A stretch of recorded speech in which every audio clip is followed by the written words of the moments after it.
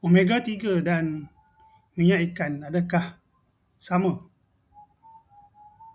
Jawapan dia tidak.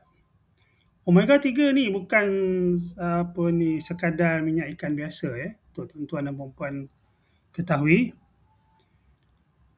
Minyak ikan biasa mungkin rendah EPA dan juga DHA.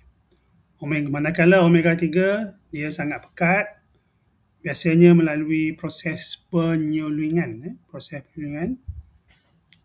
untuk meningkatkan EPA dan juga DHA untuk fungsi sendi dan juga saraf. Sila follow saya sila tekan butang sebelah kanan untuk faham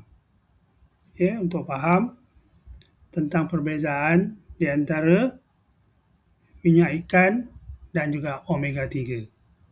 Pilih yang berkualiti. Terima kasih.